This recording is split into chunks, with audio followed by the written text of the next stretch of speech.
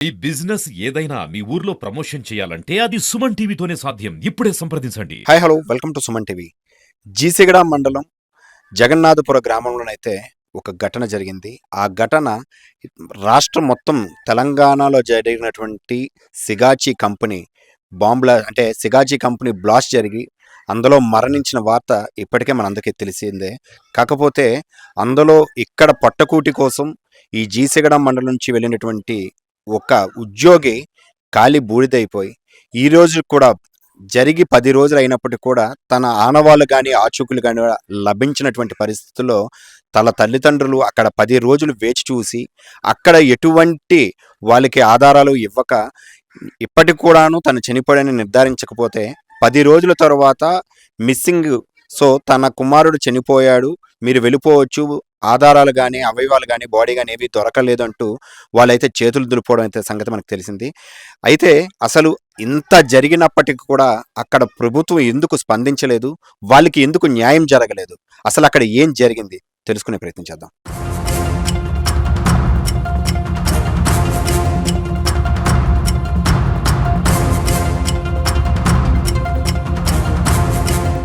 ఆఖరు చూపించి వస్తాను అనుకున్నాను. నా కొడుకుది తిరిగేటి రాలేదు.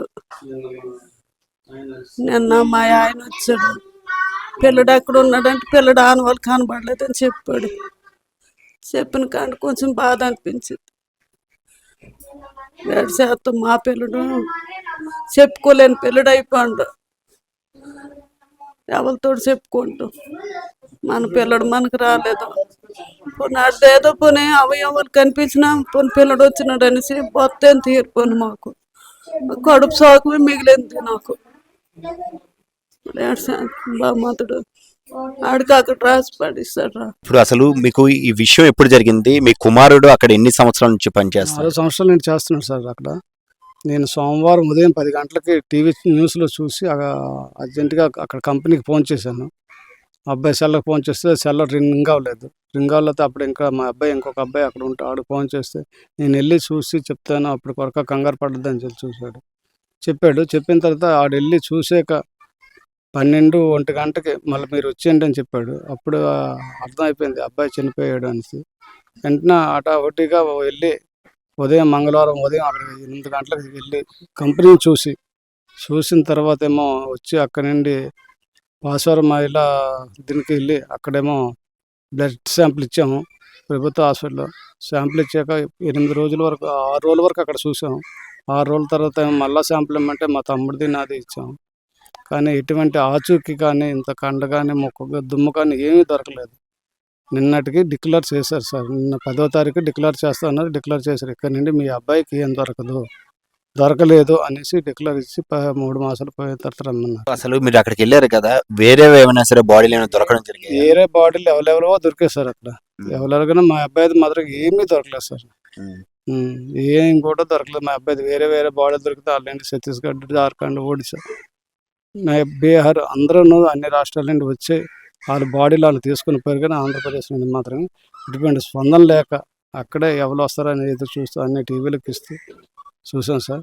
కానీ అప్పటికి 10 రోజులు వెయిట్ చూసాం. నిన్న మాత్రం 10 రోజులకు అలా డిక్లేర్ చేశారు సార్, మీ అబ్బాయి బాడీ దొరకలేదు అనేసి ఒక 8 బాడీలు మాత్రం దొరకలేదని డిక్లేర్ చేసి ఏదో మాకు కొంత వరకు ఇచ్చి మమ్మల్ని పంపించారు సార్. సో అబ్బాయి ఆఖరిగా మీతో ఎప్పుడు మాట్లాడాడు?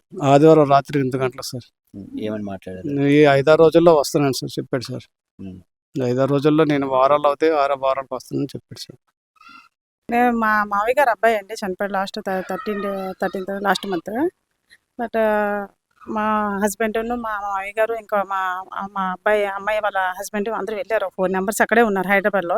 ఇన్సిడెంట్ జరిగిన తర్వాత ఇప్పుడు నిన్న వచ్చారనమాట పెద్ద కార్యం అని చెప్పేసి. ఇంతవరకు వాళ్ళు ఉన్నారు అక్కడ. ఎలా ఉన్నారో ఏంటనేది మాకు ఎవరికి తెలియదు. ఎందుకంటే ఉండడానికి తినడానికి ఏమీ అక్కడ మాకు ఎవరు లేరు, తెలీదు. వాళ్ళు ఎలా ఇబ్బంది పడ్డారో కూడా మాకు తెలియదు, ఊహించలేదు. ఎందుకంటే మేము ఇక్కడ బాధలో ఉన్నాం. మా అక్కయ్య గారికి ఏమో స్పైనల్ ప్రాబ్లం అయ్యింది. రీసెంట్గా తనకు సర్జరీ జరిగిందనమాట. జరగడం వల్ల తన ఏడడానికి కూడా ఓపు లేదనమాట. అంత బాగా సీరియస్గా ఉంది తనకు. రీసెంట్గా జరిగింది. వీళ్ళు నిన్నటి వారు వచ్చే వరకు మేమేమైనా మా పిల్లడిది బూడిదైనా ఏదో ఒకటి మిగులుతుంది తీసుకొస్తారు, మేము దాన సంస్కారాలు చేసుకుంటామని ఓపుతో చూసాం ఇంతవరకు. ఆ ఓపు కూడా మాకు నిన్న లేదు, మా మామయ్య గారు వచ్చేసారు, ఓపు లేదు ఇంకా.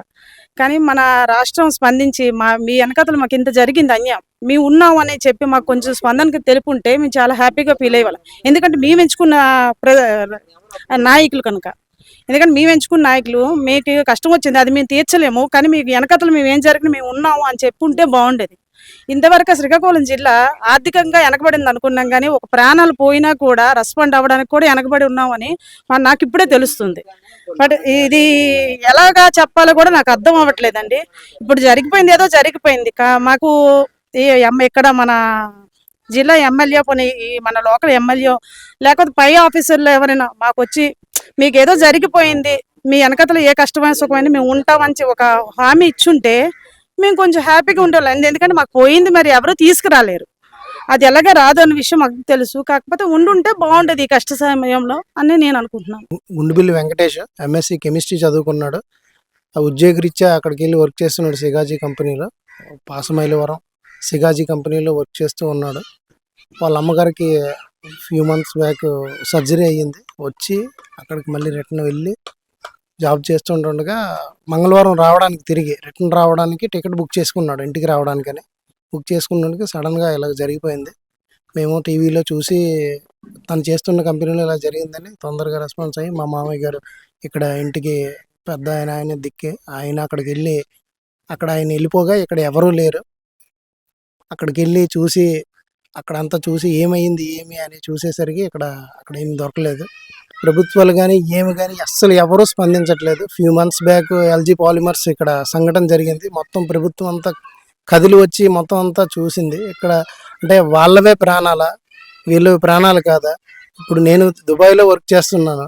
అక్కడ ఏదైనా మరణించి ఏదైనా సంఘటన జరిగితే తొందరగా రెస్పాన్స్ అయ్యి 2 డేస్లో బాడీని రప్పించే ప్రభుత్వం ఇక్కడ పక్క రాష్ట్రంలో జరిగితే ఎందుకు ఇంత నిర్లక్ష్యంగా ఉంది? అట్లీస్ట్ ఇక్కడ ఒక్క అధికారి కూడా, గవర్నమెంట్ అధికారి కూడా ఎవ్వరు కూడా రాలేదు ఇక్కడికి. అసలు ఫ్యామిలీ కూడా ఒక సానుభూతి పరంగా కానీ ఈ విధంగా అసలు ఎవరు స్పందించలేదు ప్రభుత్వ పరంగా. అటు జనసేన నుంచి కానీ ఇటు తెలుగుదేశం పార్టీ నుంచి కానీ ఎవరు కూడా స్పందించలేదు అసలు. అంటే వాళ్ళవే ప్రాణాలా వీళ్ళ ప్రాణాలు కాదా? అన్నీ అబ్బాయి నాకు బ్రదర్ అవుతాడు.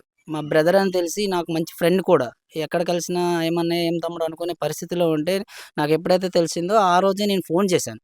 ఫోన్ చేయగానే ఎలాంటి స్పందన రాలేదు. స్పందన రాకపోతే వెంటనే వాళ్ళ ఫాదర్కి ఫోన్ చేశారు. బాబాయ్ ఎక్కడున్నారు అంటే, నేను ఇలాగా సిగాచి ఇన్సిడెంట్ జరిగింది, నేను బయలుదేరి వెళ్తున్నానని చెప్పి ఆయన చెప్పాడు. ఇంత జరిగిన తర్వాత కూడా ప్రభుత్వం ఏ ఒక్క దీనికి కూడా రెస్పాండ్ అవ్వలేదు. నా ప్రయత్నం కూడా నేను చేశాను, ప్రతి ఒక్కరి దృష్టికి తీసుకెళ్ళినప్పటికీ ఎవరు కూడా స్పందించకపోతే ఒక పేదవాడు ఒక్కగానొక్క కొడుకు కోల్పోయిన వ్యక్తికి అట్లీస్ట్ మనం చిన్న బాధ కలిగించే విషయం తెలిసినప్పుడు కూడా వాళ్ళు రెస్పాండ్ అవ్వలేదంటే ప్రభుత్వాన్ని నిర్లక్ష్యం అని అనుకుంటున్నాను నేనైతే. ఖచ్చితంగా దీన్ని ఖండిస్తున్నాం మేము. ఎందుకంటే ఖండించకపోతే ఒక సామాన్యుడు చనిపోతే మన ఆంధ్రప్రదేశ్ నుంచి 8 నుంచి 14 మంది ఎంతమంది ఉన్నారట. పోనీ ఒక్కడి కోసం కాకపోయినా 14 మంది మన రాష్ట్రం నుంచి వెళ్ళినప్పుడు ఎందుకు ప్రభుత్వం స్పందించలేదు? ఒక చిన్న ఇన్సిడెంట్కే మేము ఉన్నామని చెప్పి ప్రభుత్వాలు ముందుకొచ్చే స్థితిలో ఈ రోజు ఇంత ఇన్సిడెంట్ జరిగి అట్లీస్ట్ చిన్న ఆనవాళ్ళు కూడా దొరకని పరిస్థితి ఉన్నప్పుడు ప్రభుత్వం ఎందుకు స్పందించలేదు? ఇప్పుడు నిజంగా మేము ఖండిస్తున్నామండి. మా తరపు నుంచి మా గ్రామంలో ఒక చిన్న పేదవాడు ఒక కుటుంబం పోషించగలని వ్యక్తి కోల్పోతే వాళ్ళ కుటుంబ ఆధారం ఎవరు? ఒక్కగానొక్క కొడుకు. ప్రభుత్వం ఏ ఒక్కరైనా ఒక ఎమ్మెల్యే కానీ, ఎంపీ కానీ, అట్లీస్ట్ ఒక మినిస్టర్ కానీ, ఒక మా గ్రామానికి సంబంధించి ఎవరు కూడా ఒక ఫోన్ చేసి కూడా వాళ్ళు పరామర్శించే స్థితిలో లేని పరిస్థితి ఉంది ఈరోజు. మరి ప్రభుత్వం నిర్లక్ష్యం కాకపోతే ఏమని అడుగుతామండి మేము? ఇది మా కలెక్టర్ గారి దృష్టిలో కూడా ఈ మధ్య వెళ్ళిందంట. ఆయన ఏదో ఒక మన విఆర్ఓ గారిని పంపించి ఏదో స్టేట్మెంట్ తీసుకోమని చెప్పారు, అంతే తప్ప ఇప్పుడు వరకు ఎలాంటి స్పందన ప్రభుత్వం నుంచి రాలేదు. ఈవెన్ ఇక్కడ లోకల్ ఎమ్మెల్యే గారు కానీ, ఎంపీ గారు కానీ ఈరోజు వచ్చి పరామర్శించే పరిస్థితి లేదు. అంటే మన రాష్ట్రం నుంచి 14 మందిలో ఎవరు కూడా పక్కన మధ్యప్రదేశ్ నుంచి వచ్చారు, ఒరిస్సా నుంచి వచ్చారు, వాళ్ళ డిపార్ట్మెంట్ వాళ్ళు పంపించేసి వాళ్ళ పరిస్థితులు ఏంటి, అక్కడ ఎలా ఉంది, మన బాడీలో ఏమైనా మన స్టేట్కి సంబంధించిన వ్యక్తులు దొరుకుతున్నారా లేదా, వాళ్ళ పరిస్థితి ఏంటి, వాళ్ళ కుటుంబ సభ్యుల పరిస్థితి ఏంటి, ఇవన్నీ కనుక్కున్నారు. మరి వీళ్ళు ఎందుకు కనుక్కోలేదు? మన స్టేట్ నుంచి ఎందుకు అని మేము ఖచ్చితంగా ఖండిస్తున్నామండి. దయచేసి ఇలాంటి దురదృష్టము ఇంకే వ్యక్తికి అంటే ఇంకే కుటుంబానికి రాకూడదని ఖచ్చితంగా నేను బాధపడుతున్నా. మాకు మంచి ఫ్రెండ్, ఒక బ్రదరు, అసలు మా గ్రామంలో అంత మంచి వ్యక్తి నేనైతే చూడలేదు. అలాంటి వ్యక్తి కోల్పోవడం అంటే మాకు చాలా బాధాకరంగా ఉంది. ఆ బాధను మేము ఎలా దిగమింగుకోలేం? వాళ్ళ కుటుంబ పరిస్థితి చూస్తే మాకు చాలా ఆశ్చర్యంగా ఉంది. వాళ్ళు ఎలా బ్రతుకుతారో, చాలా పేదవాళ్ళు. ఇప్పుడు వాళ్ళ పరిస్థితి ఏంటి? ఒక్కగానొక కొడుకు కోల్పోతే ఎలా ఉంటదండి పరిస్థితి? మరి ఇది కంపెనీ వాళ్ళు, సిగాచి కంపెనీ వాళ్ళు ఎటువంటి ఎక్స్‌గ్రేషియా గాని ఏమైనా ఇచ్చారా? ధనం ఏమైనా ఇచ్చారా? ప్రస్తుతానికైతే నిన్న ఏదో లెటర్ పంపించారంట అండి. ఎంత ఇచ్చారో మరి నాకైతే ఐడియా లేదు. వాళ్ళేదో ఈ రోజు వరకు నామమాత్రమని నేను అనుకుంటున్నాను. ఏదైనా పరిహారం చెల్లించాలనుకుంటే ఎట్ ద స్పాటే ఏదైనా చేయగలిగితే మంచిది. తర్వాత అంటే తర్వాతలాగే ఉంటది. ఇప్పుడు ఆ కుటుంబాన్ని ఆదుకోవడానికి 1,00,000, 2,00,000 ఇస్తే ఆదుకోలేము కదండీ! వాళ్ళ జీవిత పరిస్థితి ఏంటి? ఇప్పుడు లైఫ్ లాంగ్ వాళ్ళెవరు చూస్తారు? ఒక్కగానొక్క కొడుకు కోల్పోయినప్పుడు వాళ్ళ పరిస్థితి ఏంటండి? వాళ్ళ జీవితాంతం ఎలా బతుకుతారు? దానికోసం అయితే మేము కూడా కంపెనీని అడిగే ప్రయత్నం అయితే చేస్తాం. మా తరపు నుంచి ఎవరెవరి దగ్గరికి వెళ్ళాలో ఆ ప్రయత్నం అయితే మేము ఖచ్చితంగా చేస్తామండి. ఎందుకంటే వాళ్ళ కుటుంబ పోషణైనా చూసుకోగలగాలి కదా! ఒక్కగానొక్క కొడుకు కోల్పోతే మరి ముసలోకంలో వాళ్ళెలా బ్రతుకుతారు? వాళ్ళకొచ్చే ఆదాయం ఏంటి? పెన్షన్ కూడా రాదు. ఆయనకింకా 50, 60 ఇయర్స్ రాలేదు. మరి ఆళ్ళ బ్రతుకెలా తిని? చిన్న చిన్న కూలి పనులు చేసుకోవాలంటే బ్రతకాలి కదా! ఒక్కగానొక్క కొడుకు కోల్పోతే వాళ్ళ బాధలెలా ఉంటాయి? ఈ బాధలో వాళ్ళెలా బ్రతుకుతారు? దీనికోసం అయితే మేము ఖచ్చితంగా ఖండిస్తున్నాం ప్రభుత్వాన్నయితే.